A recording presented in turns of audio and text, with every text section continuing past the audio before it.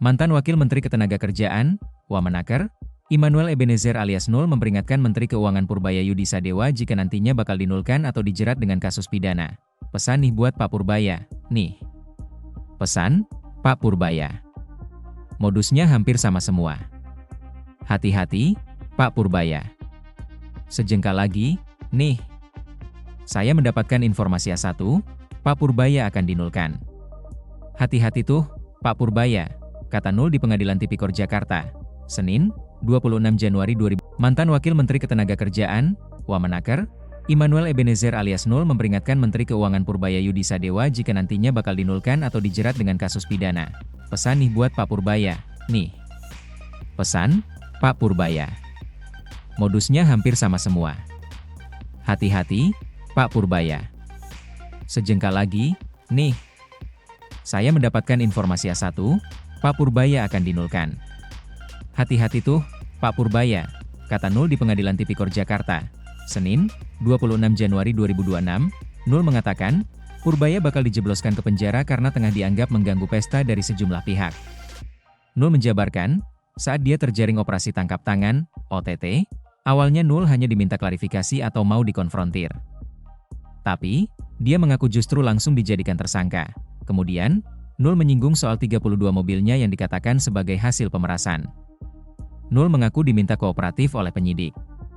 Tapi, ujung-ujungnya dia disebut memeras hingga 201 miliar rupiah. Kemudian lanjut lagi, Pak, kooperatif saja, Pak. Nanti ini, bla bla blanya.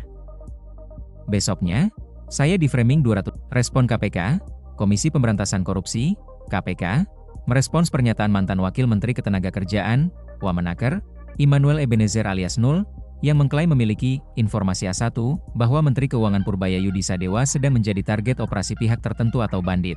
KPK menilai narasi yang dibangun Nul di luar persidangan tersebut sebagai upaya membangun opini yang kontraproduktif dan berpotensi menyebarkan misinformasi di tengah masyarakat. Juru bicara KPK, Budi Prasetyo, menegaskan bahwa masyarakat saat ini sudah cukup cerdas untuk memilah antara fakta hukum yang tersaji di persidangan dengan opini yang sengaja diembuskan di ruang publik. Budi menyebut manuver narasi tersebut justru mengaburkan substansi perkara korupsi yang sedang ditangani. KPK, Nul tersangka bukan pesanan politik. Menanggapi tersiratnya pesan Nul yang merasa dirinya dan Purbaya adalah korban kriminalisasi karena kebijakan yang mengganggu pesta para bandit, KPK menampik hal tersebut. Lembaga anti rasuah itu menegaskan bahwa penetapan tersangka terhadap Nul murni berdasarkan kecukupan alat bukti, bukan pesanan politik. Budi menekankan bahwa kasus ini bermula dari kegiatan tangkap tangan, OTT, yang menyasar dugaan pemerasan pengurusan sertifikasi K3 di Kementerian Ketenagakerjaan, Kemenaker. Di mana aspek formil dan materialnya telah terpenuhi, KPK meminta Nul untuk tidak berkoar-koar tidak jelas di luar pengadilan, melainkan membuktikan pembelaannya di hadapan majelis hakim. Sebelumnya, sesaat sebelum menjalani sidang dakwaan di Pengadilan Tipikor Jakarta, Senin, 26 Januari 2026, Nul melontarkan peringatan kepada Menkeu Purbaya Yudi Sadewa. Nul menyebut nasib Purbaya akan sama seperti dirinya, yakni terjerat kasus korupsi, karena dianggap mengganggu. Nul menyebut nasib Purbaya akan sama seperti dirinya, yakni terjerat kasus korupsi, karena dianggap mengganggu kepentingan kelompok tertentu lewat kebijakan-kebijakannya, seperti inspeksi barang selundupan.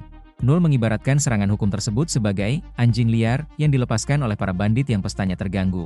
Terlepas dari klaim konspirasi tersebut, Jaksa Penuntut Umum, JPU, KPK telah mendakwa Nul menerima gratifikasi senilai total 3,365 miliar rupiah dan 1 unit motor Ducati Scrambler. Penerimaan uang tersebut diduga berkaitan dengan jabatannya sebagai Wamenaker dalam memuluskan kepengurusan sertifikasi keselamatan dan kesehatan kerja, K3. Uang tersebut diterima baik dari ASN Kemenaker maupun pihak swasta melalui perantara, termasuk anak kandung Nul.